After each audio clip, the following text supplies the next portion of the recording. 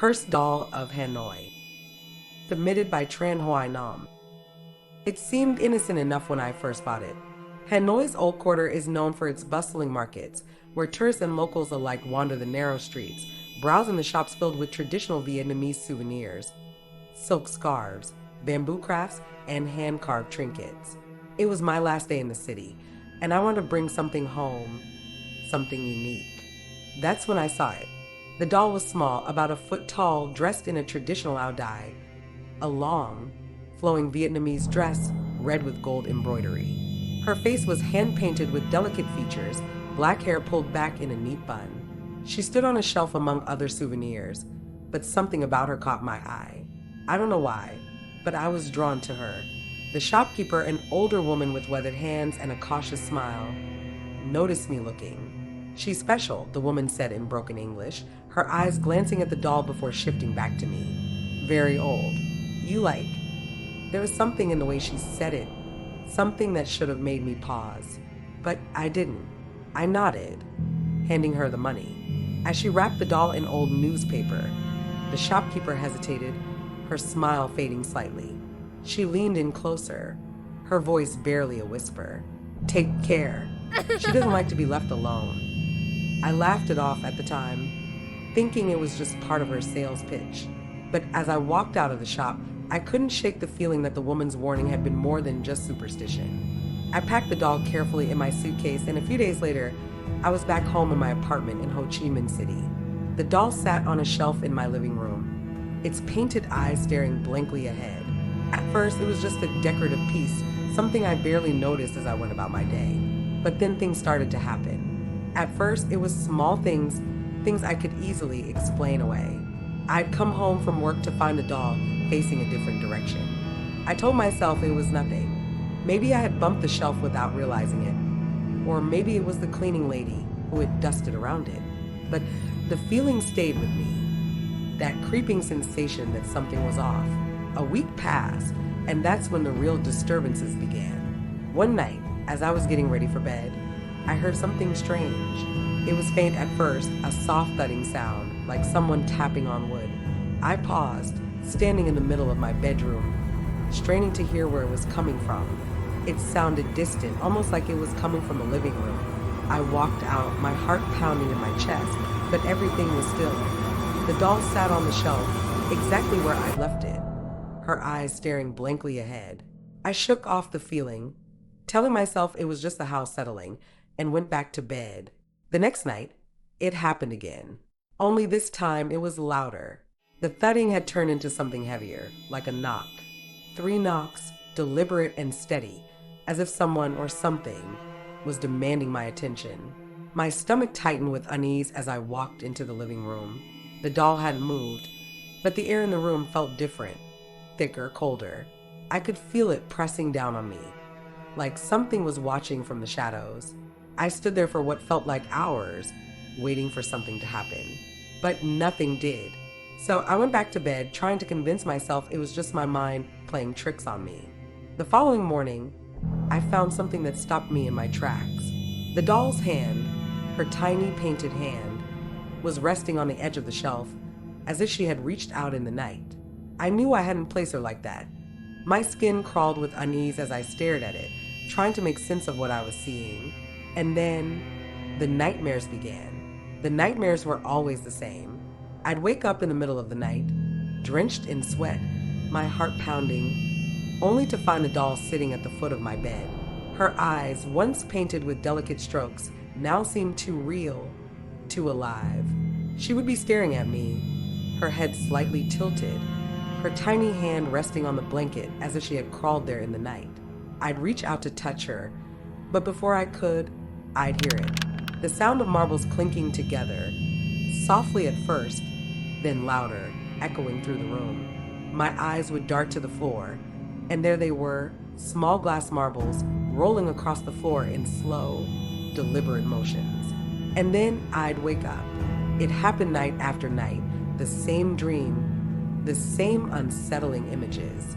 But one night it wasn't a dream. I woke to the same sound, the familiar clink of marbles, but this time I knew I wasn't dreaming. My body tensed as I lay there in the dark, my breath shallow, the sound growing louder and closer. Slowly, I sat up in bed, my hands trembling as I reached for the light switch. The lamp flickered on, casting a soft glow over the room. But the marbles were gone. I exhaled shakily, trying to steady my racing heart. But as I looked around the room, I realized something was missing. The doll. She was gone. Panic surged through me as I scrambled out of bed, my eyes scanning the floor, the shelves, every corner of the room. But she wasn't there. My mind raced, trying to make sense of it. I had moved her, and I was alone in the apartment. Where could she have gone? That's when I heard it. A soft creak, like the sound of a door slowly opening. My blood ran cold as I turned towards the hallway. The door to the living room was ajar, and from the darkness beyond, I could hear the faint sound of marbles rolling once again. I took a step forward, my legs trembling beneath me. I didn't want to go, didn't want to see what was waiting for me on the other side of that door. But some force was pulling me forward, drawing me into the darkness. As I entered the living room, the air grew colder, thick with the stench of damp earth.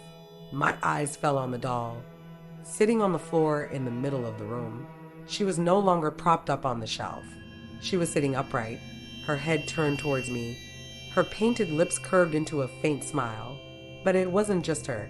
Around her, scattered on the floor, were the marbles from my nightmares, rolling back and forth as if moved by an unseen hand. I stood frozen, too terrified to move, my breath caught in my throat. And then, from behind me, I felt it, something cold and bony, wrapping around my ankle. A hand. I screamed, jerking my leg away and stumbling backward. But when I looked down, there was nothing there, just the cold air and the doll, her smile wider than before. That night, I knew for certain. This was no ordinary doll. I couldn't sleep after that night. Every time I closed my eyes, I saw her, the doll, sitting there, her eyes fixed on me, waiting. It felt like she was always watching, always waiting for the moment I let my guard down. The disturbances became worse. Every night I heard it. The sound of marbles rolling across the floor, the distant echo of knocking, and the faint creaking of the doors as if someone or something was moving through the apartment. I'd wake up to find objects in different places, the curtains rustling when there was no breeze, and the constant feeling of a cold hand brushing against my skin in the middle of the night. One morning, after another sleepless night, I went into the living room and found something that sent chills down my spine. The doll wasn't on the floor where I had left her. She was back on the shelf, but her position was different. Her hands were raised, like she was reaching for something, and her head was tilted upward, as though she were staring at the ceiling. My eyes followed her gaze, and that's when I saw it, a set of small, dirty handprints on the ceiling, as if a child had crawled across it. The sight made my stomach churn, my heart pounding in my chest. How could that be possible? I hadn't heard anyone in the apartment. I hadn't seen anyone. And yet there they were, tiny handprints, pressed into the ceiling like a macabre message from beyond. The air in the apartment felt heavier that day, as though something was pressing down on me, suffocating me with its presence. Every shadow seemed darker, every creak louder. I knew I couldn't stay here much longer. I tried to get rid of the doll. I packed her in a box, taped it shut, and left it in the storage room downstairs. But that night, the disturbances didn't stop. If anything, they became worse. The knocking grew louder, more insistent. The marbles clinked and rolled through the halls as though they had a life of their own. And then, the final straw. I woke up in the middle of the night to the sound of my bedroom door creaking open. My breath hitched as I lay there, too afraid to move. The door swung slowly, revealing the shadowy outline of something small, standing in the doorway. It was her, the doll. Her head was tilted to one side, her arms stretched out in front of her as she stood there, watching me. But she wasn't alone. Behind her in the darkness, I could see the faint outline of a figure, tall, gaunt, with long, bony fingers reaching towards me. I couldn't breathe, couldn't move. The figure stepped closer, its shadow looming over the doll, and for a brief moment, I thought I heard a child's voice, soft, playful, whispering from the shadows. Let's play. That was it. I bolted out of bed, ran past the doll, and out of the apartment without looking back.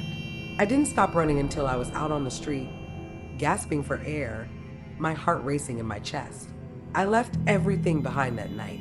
I didn't care about the apartment or the doll, or any of my belongings. All I wanted was to be as far away from that cursing as possible. But even now, as I sit here writing this, I can still hear it. The sound of marbles rolling across the floor, faint and distant, like a game that never ends. And I know, deep down, that no matter how far I run, she will always find me.